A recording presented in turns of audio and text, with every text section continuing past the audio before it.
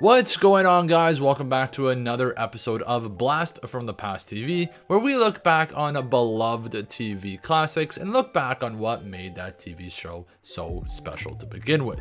In today's episode, we got another gem from the early 2000s, a show that combined giant robots, video games, and a whole lot of humor. That's right, we are talking about Megas XLR. So sit back, relax, grab your giant robot friend, and let's get into it.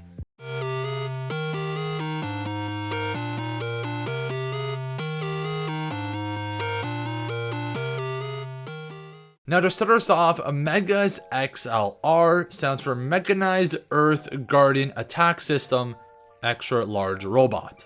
This robot, known as Megas, was originally from the future and intended to be a powerful war machine. Now, in the distant future of 3037, Earth is fighting a losing war against hostile alien race known as Glorfs. Again, probably saying that name wrong. Now, the human resistance tries to steal a prototype giant robot from these aliens to help in the war. But before the plan can be actually executed, the attack on the Glorf forces the human resistance to send these giant robots back in time to prepare better.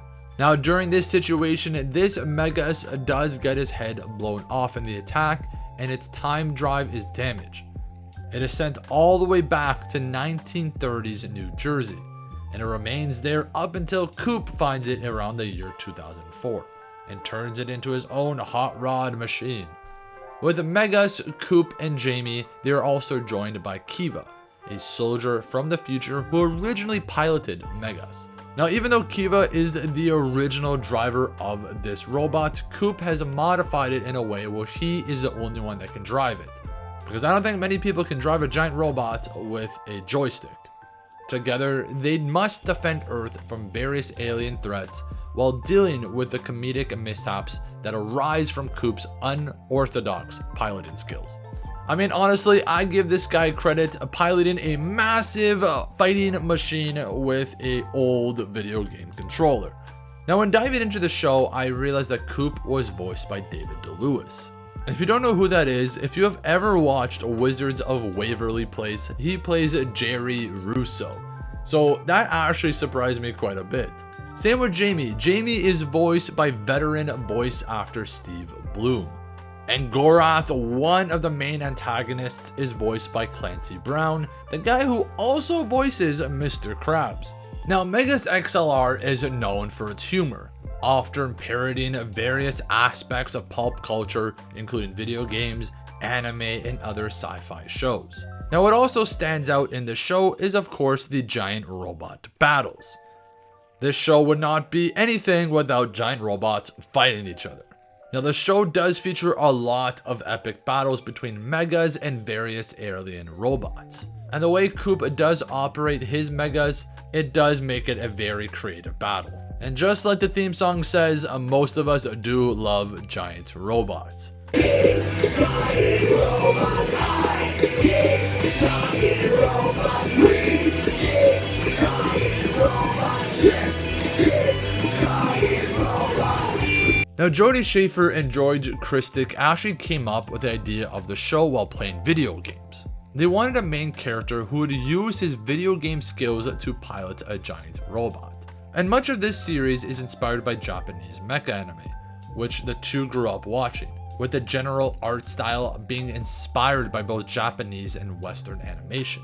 And the lifestyle of Coop and Jamie are commonly associated with the people who enjoy such things. Now, the show actually had a short pilot, and it was called Low Brow. It was shown around the 23rd to 25th of August of 2002 and was part of Cartoon Network's Cartoon Weekend Summerfest. And this was to decide which pilot would be chosen to be developed into the next cartoon. The competing pilots were followed by a sneak peek of the then upcoming cartoon called Codename Kids Next Door. Now, after having its debut episode in December of 2003, it was later plagued with production problems, and sadly it was cancelled due to executives at Cartoon Network not getting it and wanted to move on to more live action series to compete with Disney and Nickelodeon. And fun enough, I do not remember one good Cartoon Network live action movie. If you guys do, let me know in the comments down below, because I always remember Disney and Nickelodeon doing that properly. Now, Megas XLR never really had a low rating count, and it was actually a very popular show when it was running. The series was unfortunately cancelled after 2 seasons, with the final episode airing again in January 15th, 2005. Now, the series was sadly written off as a tax loss, therefore it cannot be renewed for continuation. Maybe if they rebrand everything, who knows, down the line, anything is possible. So hopefully if this video does very well, we can get the producers of the show to start going and giving us some more episodes. Now, there have actually been various fan efforts and petitions to revive the show since its cancellation, despite only having catered to a niche audience.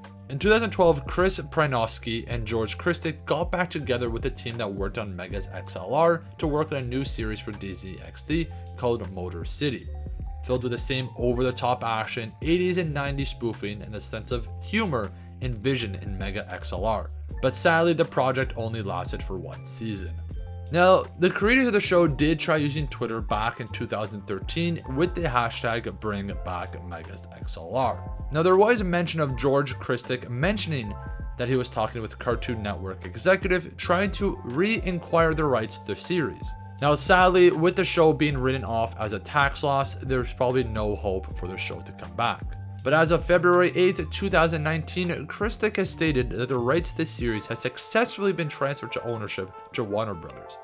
Though at this point it's too early and uncertain to tell what it could mean for the show's future. Now, no matter what happens with this show's future, I feel like it will always be a cult classic.